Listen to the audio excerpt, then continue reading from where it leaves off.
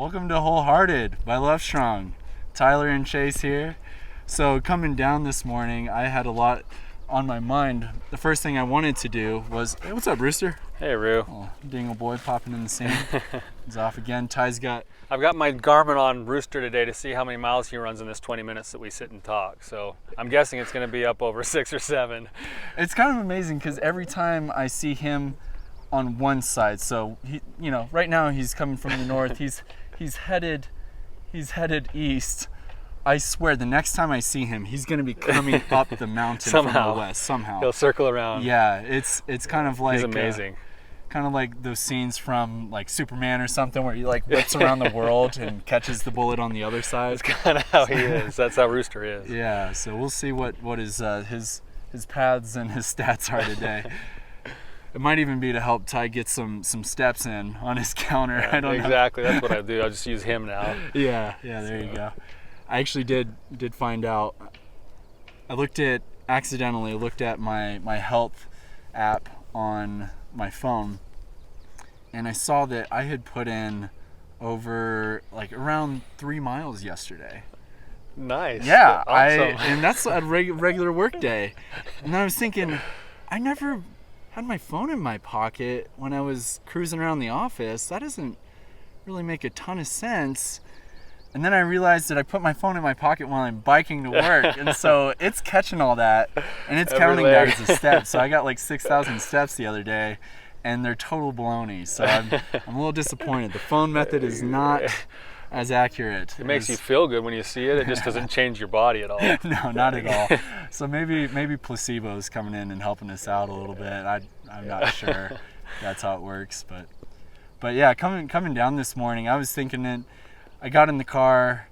There's a book that Ty had suggested called Loving What Is by Byron Katie, and I started listening to it yesterday. I wanted to pick up where I left off, so I went to go throw it on. I realized I hadn't downloaded it yet onto my phone, so just sitting there thinking, well, crap, what am I going to do for the next 2 hours? And I love driving in the car. It's just such a nice time to sit and be with your thoughts. It's almost meditative. Yeah. Oh, yeah. It can be. Yeah. I ended up coming up with jokes all morning. I was just thinking about jokes. I don't know why. That's where my mind was at, hey, you got 2.5 hours. Why don't you just pretend like you're on a stage doing some stand-up and see what you can crank out. So I'm not going to tell maybe... I'm not gonna. You can't say that without telling a joke. All right. So I've got a coworker who's got a farm in Costa Rica, and she was telling me that the police there do something a little different than police in America. Instead of having a gun and a holster for their gun, they have bananas. And so when they're in a scene, they're trying to catch a perp, they pull out the banana and they're like, don't move. And if the perp moves, I love calling them perps. If the perp moves, then they shoot the banana, it goes boop, and then they throw the banana peel. Then that's what gets them is the banana peel. They slip and they actually spin 3 times per the rules of Mario Kart, and that gives a cop enough time to slap the cuffs on. So, okay, it's a good thing that your training as a young child playing Mario Kart has paid off with your stand-up. So yeah, so take that, Mom. One of our 3 viewers. Exactly. All the time spent at Alan and Daniel's house paid off. There you go. That's funny. Yeah, exactly. You got it now. Yeah. Yep. So, well, that's actually kind of an interesting thought that you turned all of your media off and you just sat with your own mind, and for some reason it was humor that came out. Yeah. Yeah. Why do you think that's where your brain went? Oh man, so 2 things. The first thing is your wife, my sister, Ree, sent me the guy Nate Bargatze to listen to. Chelsea and I listened to him. Hilarious. Clean, hilarious, funny, interesting delivery, everything about it I just fell in love with. So I kept on looking up different clips from him throughout the week, and one of them was a YouTube video titled Jokology, and he does the bit about the dead horse, and seeing the dead horse and be like, it's very obviously dead. And everything, it's funny. I know it's funny. He breaks down that joke with a commentator, and I was thinking about jokes. That was on my mind this week, is the value of jokes. And this might seem kind of weird, but when I was pulling in to town here, there was a Hispanic lady driving in a van, pulled out. She looked a little bit sad, and I had this feeling, just like a instant thought that I feel like maybe came from God, that, hey, you should be able to tell jokes that everyone thinks are funny, including that lady. And it was like the quickest little thought, just to lift her day. Yeah. And then coming and talking to you this morning. So Ty and I, we talk a little bit when we're walking up the mountain, and some of the stuff that you experience in your line of work, very different from what I experience. Mine's like, hey, the prices are wrong on the bikini tops. They need updated. I'm like, dang it. But yours are like, hey, there's somebody who's really struggling emotionally, and they're at a critical point right now. Yeah. And a dangerous point, a very, maybe even a life-threatening point for a lot of your clients, right? Right. So bikini top is kind of like, dang it,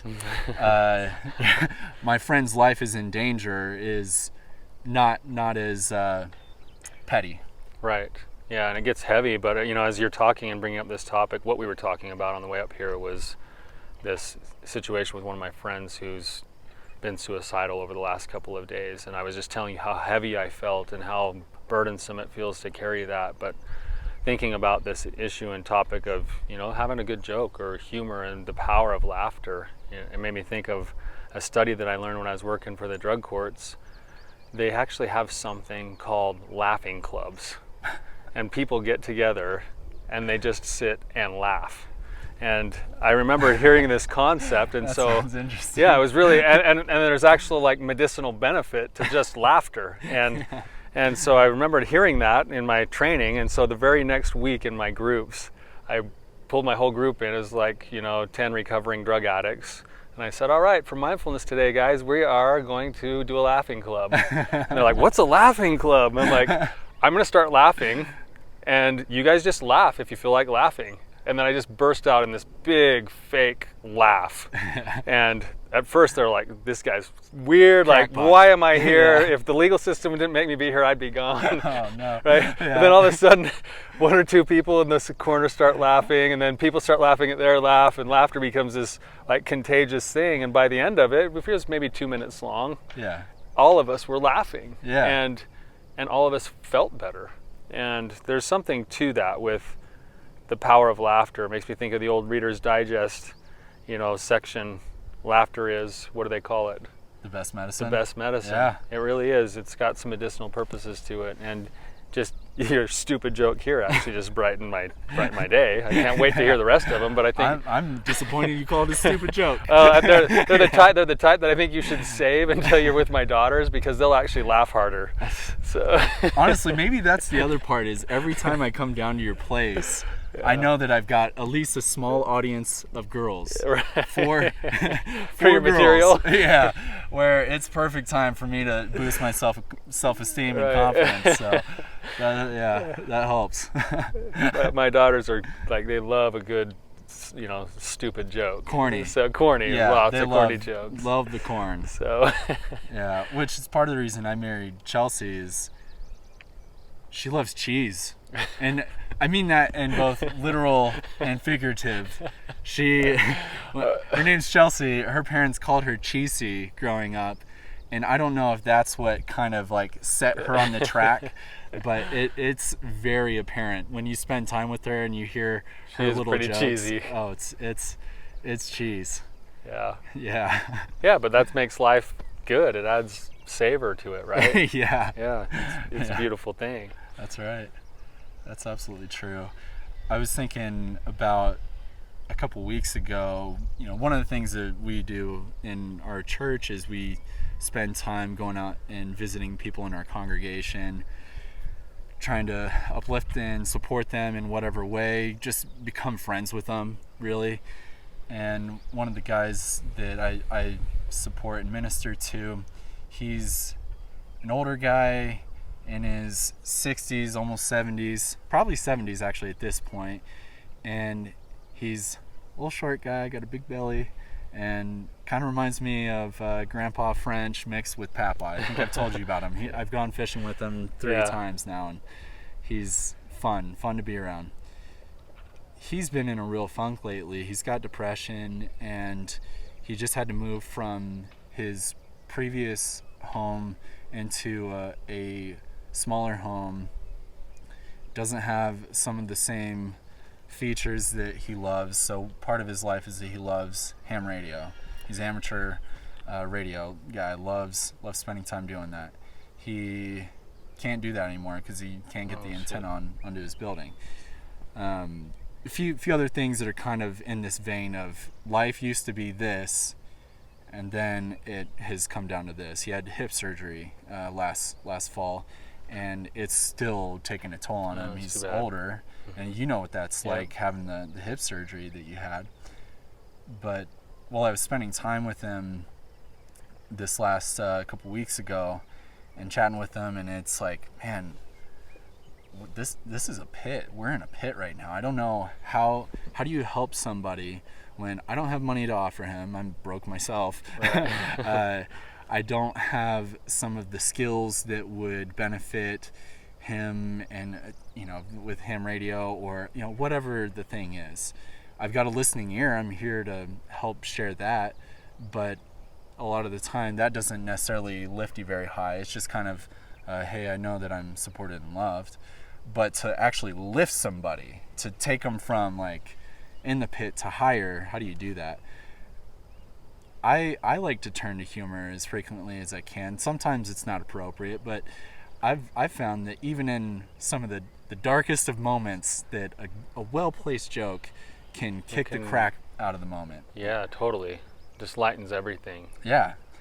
And good segue, I told him that Chelsea's pregnancy, she's getting very big, but that he was also looking a little big. So I said his belly looked big, and that was comparing him to Chelsea and making fun of him. And he burst into laughter and was like, oh, so you come over here, you see that I'm doing terrible, and you call me fat. Yeah. But he laughed about it because he also knew that you loved him. Yeah. Right? So yeah, don't go calling people fat. It's a bad idea. Not suggested. But it is an example of humor taking a role in helping lift.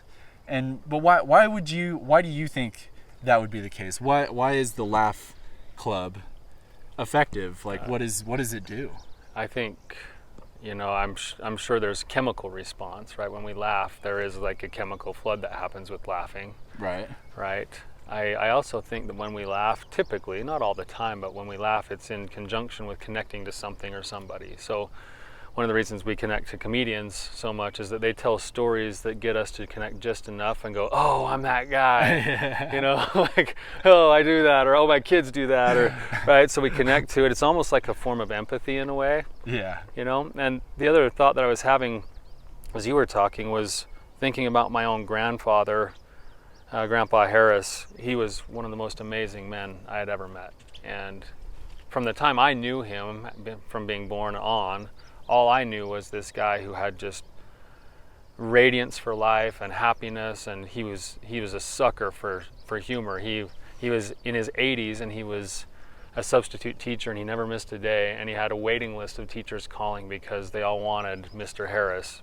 Wow. And what he would do is he would show up every day, and he'd pull out this little book. He'd like handcrafted like 172 jokes or something. Personally curated. And he'd be like, all right, I need a number. And they'd yell out a number, and he'd pull it open, and he'd open the book, and he'd go, oh, number. And he'd laugh to himself first. This is a good one. And then he'd tell the class the joke. And on the first day of any class, he would show up, and he'd be like, all right, I'm Mr. Harris. I have something to tell you. I've got a confession to make. I have AIDS. And he was deaf, and then he'd go, hearing aids. And he thought he was so funny. And all the students just like, well, who is this guy, right? But what I found out later is that Grandpa, he was actually very depressed at periods of times in his life. Wow. And part of it was over his hearing loss, and part of it was over the fact that he got made fun of a lot for his hearing loss. But I also think he struggled with some clinical depression, and I was able to read his journals after he passed, because I happened to be living in his condominium when he passed. And I saw the wrestling that he did in his journals with his depression, and I think his humor was his antidepressant. Wow. And no one would have ever known the clinical depression he had because of who he was with his humor to everybody else. And people, he was a magnet to people. People loved him. And I think it just connects us, you know. I'm sure we'll be telling more stories about Grandpa. Fitting way for him to die. Okay, he's as we're standing on a mountain. No kidding. With his humor, there's no other way a guy like this can go, but he goes up to Glacier National Park with his second wife, right? And they go to step and look off of a scenic overlook, and all everyone heard as they were getting kids out of the car was, "Oops," and Grandpa was gone. So he had plummeted more than 300 feet to his death. And, I love that. The first time I heard that joke, everybody was laughing. There was no. It's not really a joke. It's yeah, just, yeah, exactly. But because, but because you know, dead. Grandpa, Yeah. like Grandpa's like, well, how else was he gonna go? Because he was more fit than I am as an 87-year-old. Yeah. He had clearer mentality than I did as an 87-year-old, and he wasn't gonna go unless there was something like that. And now every year about the same time when he passed, Sunday dinner or something, we have a toast to the day Don took the plunge. So. Oh, that is so funny. Yeah. That's part of the reason I got such a broad stance every time I'm on camera here. I like to make sure that I'm good and stable. Yeah, because we're kind of on the edge of this cliff here now. I'm not ready. Take the tumble, 300 feet plummet. That's terrible and hilarious. Yeah, it was actually really, I shouldn't be laughing, but we yeah. laugh, you know. Yeah. We don't know what else to do with something like that. So. Oh, wow. That's incredible. Going back to something you said earlier about the maybe dynamic and psychology of laughter, that we connect, there's something we connect to. I've been kind of analyzing, breaking down some different comedians and podcasts this last week, partly so that we can get better at this. Yeah. We need to figure this out. We're doing great, by the way. But I want to keep on learning how the people that are successful, what are they doing that's good, and how can we pull out the best part of ourselves that we can offer and provide a service in some valuable way, right? I get enough out of it just coming up here, you and I. It's a blast. It's also beautiful. It's awesome. Fulfilling. We've got that on lock. I look forward to this. Me too. But as far as the actual content and information, I want to learn more to know, like, how does this other stuff get taken in? How is this perceived? One of the shows I listened to, it was pretty funny. I scanned through a few of them. Most of them were terrible. One of them that was pretty funny is the Judge John Hodgman show. And he's a pretend judge who brings up the most frivolous of cases and then makes a ruling on the case. And like a perfect example, the one I listened to yesterday, it was a couple that the debate was, my husband sends me too many house listings on email and through Facebook Messenger. That's it, you know? That's so dumb. But he had the funniest ideas on everything related to that, and I started to connect to it because of some of the things that he was saying, and thinking about how we connect to other people through our experiences and finding that common ground. So the best comedians, in my opinion, are the ones that are able to not be so far removed from humanity, but to be right in the thick of it and nail it. And partly because I want to be able to hear a joke and then look at somebody else's eyes and be like, yeah, you get it. You get it. We get it. We know.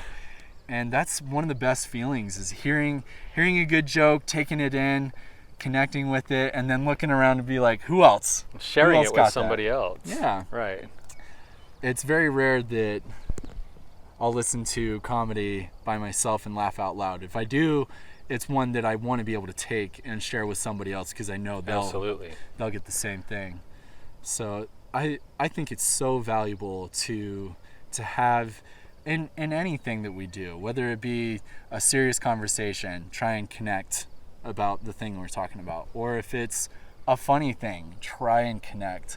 So part of my goal is to contribute humor and ideas and my personality in a way that helps the two of us connect, and for Hopefully. our audience. Yeah.